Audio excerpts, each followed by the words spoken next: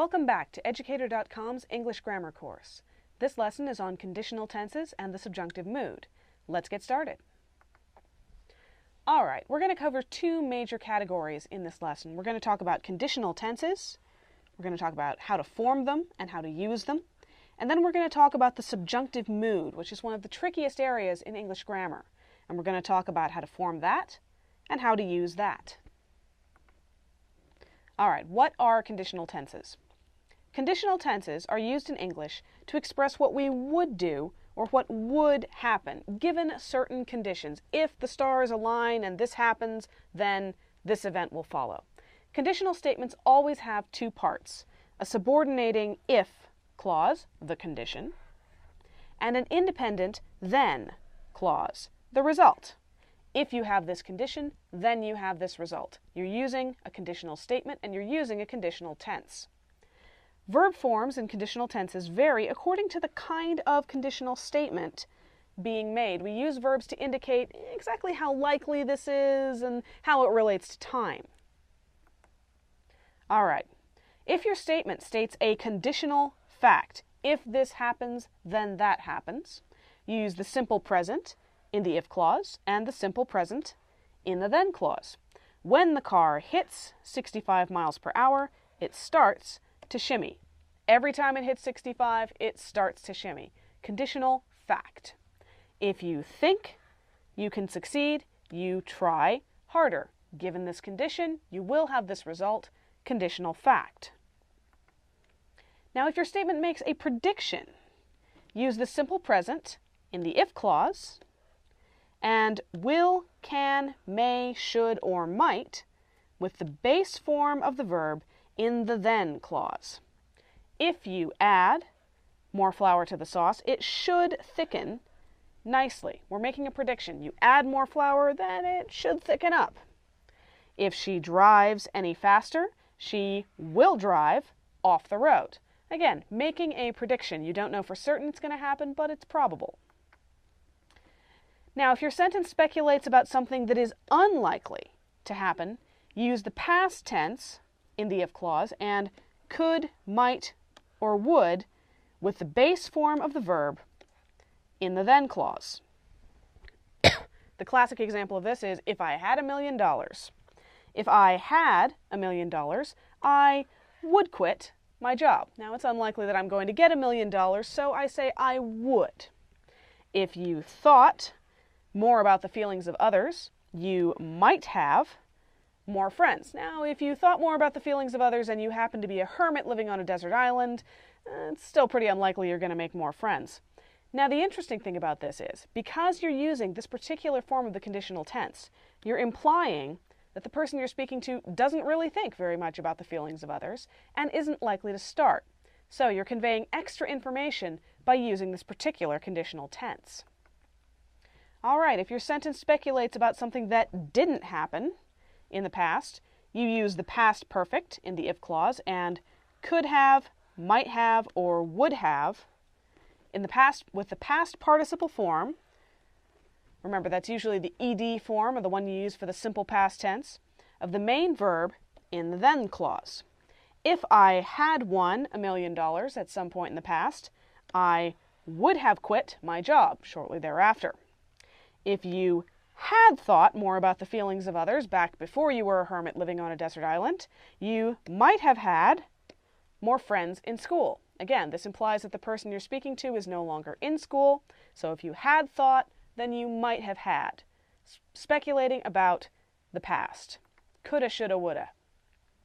Now, if your sentence speculates about something that's contrary to fact, okay, we're talking here about wishes, about requests, about hypothetical situations, then you use were, which is the subjunctive that we'll get to in a moment, in the if clause, and could, might, or would with the base form of the main verb in the then clause. So this is a famous exchange between Lady Nancy Astor and Winston Churchill, famously acid. If I were your wife, I would poison your tea. Nice thing to say to someone at dinner. To which Churchill replied, if I were your husband, I might drink it. So again, we're talking about something contrary to fact. They were both married to other people. There's no way that they're going to end up married, at least anytime soon, to each other.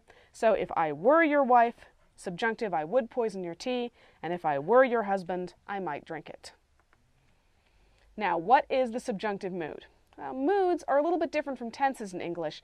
They're used for certain kinds of statements rather than to indicate just when the actions take place. Remember, tense usually indicates time and or degree of completion.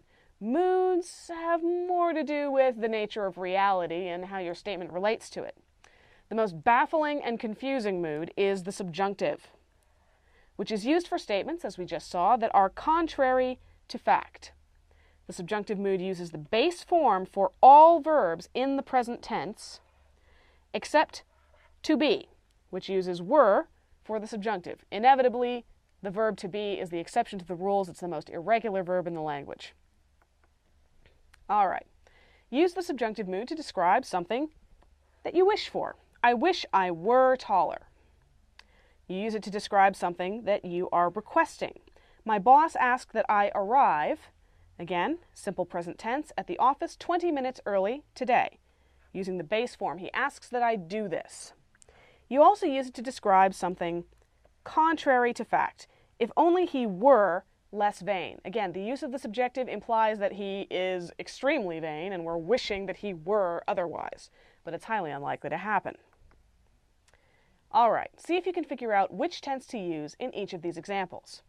Your dentist recommends that you, some form of floss, daily. When the thunder rolls, my cat, some form of hide, under the bed. If that water, some form of rise any higher, this house, some form of flood, for certain. If you use some form of stop, to think for a moment, you some form of realize how wrong you are. And all I ask is that you some form of grant me a fair hearing. Take a good look. Pause the video if you need to. And there you have it. Your dentist recommends that you floss daily. Now your clue here was recommends. This is somebody giving you advice, making a request. It's a bit contrary to fact, so you're using the subjunctive. You're using the base form. He recommends that you floss. When the thunder rolls, oh, there's a conditional statement. My cat hides under the bed. If that water rises any higher, present tense in the if clause, this house will flood for certain. Again, we're making a prediction. The water is rising. The house hasn't flooded yet, but if it rises, it will flood. If you stopped to think for a moment, you would realize how wrong you are. Again, you're describing something that's a bit unlikely, so you use the past tense in the if clause and would realize in the then clause. And all I ask is that you grant me a fair hearing. Again, subjunctive. All I ask. You're making a request, so you use the subjunctive mood. All right. Take a look at these and see if you can figure out the correct tense to use in the blank. If I, some form of to be, a bell, I, some form of ring, at the sight of you. If only the game, some form of end, sooner, we, some form of win. If you, some form of stir in more yeast, the dough, some form of rise. If Abraham Lincoln, some form of live, longer, he, some form of be, kinder to the south. If you, some form of be, my mother, I, some form of hate, Mother's Day. That's a cheery thought. Take a good look. Pause the video if you need to. And there we have it. If I were a bell. Again, we're talking about something that is contrary to fact, so we use the subjunctive. If I were a bell, I would ring. So here we have would applied to the base form of the verb ring at the sight of you. If only the game had ended sooner, we would have won. We're speculating about something that didn't happen in the past, so we use had ended and would have won. If you stir in more yeast, the dough will rise. We're making a conditional prediction. If you do this thing, which we are predicting, this result, which we are also predicting, will happen. If Abraham Lincoln had lived longer, we're speculating about something that didn't happen in the past. Your clue here was Abraham Lincoln. He's dead. He's been dead for over 100 years. We're obviously talking about something that happened in the past. he would have been kinder to the South. And finally, here's a little echo of Winston Churchill and Lady Astor. If you were my mother, I would hate Mother's Day. Remember that were in the subjunctive mood. All right? So we're talking about something contrary to fact. The person you're addressing presumably is not your mother. So if you were my mother, I would hate, there's that would again, Mother's Day. That's all for this lesson. Thank you for watching. Educator.com.